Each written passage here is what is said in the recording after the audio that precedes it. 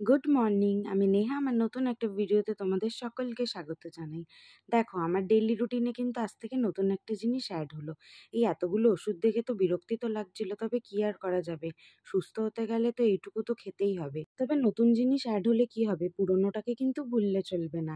এটা কিন্তু আমার স্কিনটাকে অনেক ভালো রাখছে, সাথে আমার হেলথটাকেও অনেক ইমপ্রুভ করেছে। তাই এটা আমি ডেইলি বেসিকেই রাখছি। আর আজকে জানো তো, মা বাজারে গেছিল, সেখান থেকে ফুল এনেছিল। এই পিঙ্ক ফুলটা দেখে মনে হচ্ছিল এটা সাদা কালার মেশানো, তবে হলুদটা কিন্তু অরিজিনালি ছিল। আর তার সাথে পিঙ্ক কালারের গোলাপটাও কিন্তু বেশ সুন্দরই লাগছিল। আর আজকে আবারও মা টিফিনের জন্য এগ রোল বানিয়েছিল, যেটা আমরা সব থেকে খেতে বেশি পছন্দ করি। মা যখন আমাদের জন্য খাবার বানাচ্ছিল, বাইরে এসে দেখি ভোলু এসছিল। মা বলা তো একটু বিস্কিট দিচ্ছিলাম। প্রথমে তো ও কাছে এসে খাচ্ছিলই না, তাই আমি 4টে বিস্কুট দিয়ে সরে গেছিলাম। ও পরে গিয়ে দেখি আমার ফোনের ফ্ল্যাশ লাইটটা জ্বলছিল। প্রথমে তো আমি বুঝতেই পারছিলাম না যে ওকে খাবার দিয়েছি, তাও কেন ও এসে খাচ্ছিল না। পরে গিয়ে দেখি ও একটা করে বিস্কিট নিচ্ছে আর দূরে দাঁড়িয়ে খাচ্ছিল। আমার মনে হচ্ছিল ভিডিও করাটা পছন্দ করছিল না। যাই হোক, ওকে খেতে দিয়ে আমি ঘরে চলে এসেছিলাম। আর এসেই এখানে শসা পেঁয়াজ কেটে নিয়েছিলাম। আর দেখো, ভাজা মশলাও নিয়েছি, আর তার সাথেই টমেটো সসটাও নিয়েছি। মা এখানে ডিম দিয়ে রুটিটাকে ভেজে দিয়েছিল, আর আমি বাকিটা রেডি করছিলাম। এই ভাজা মশলাটা কিন্তু মা জিরে আর শুকনো লঙ্কা ভেজে করে। এই ভাজা মশলা দিয়ে কিন্তু তরকারিও খাওয়া যায়, খুবই টেস্টি হয় খেতে।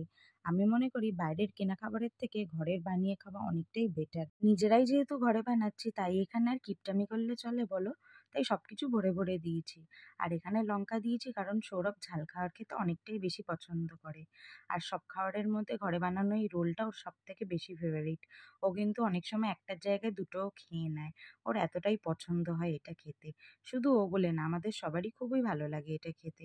আর আজকে টিফিনে দিদিও এটা অফিসে নিয়ে গেছিল।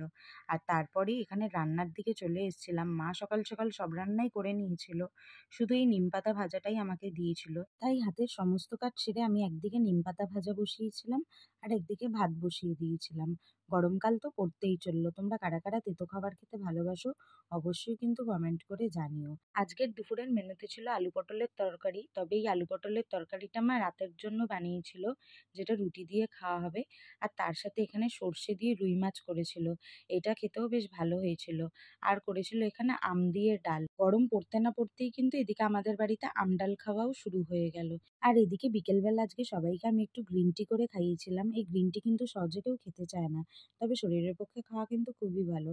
আর রাতে সবার জন্য রুটি করেছিলাম। তো আজকের ভিডিওটা কেমন লাগলো অবশ্যই জানিও। টাটা।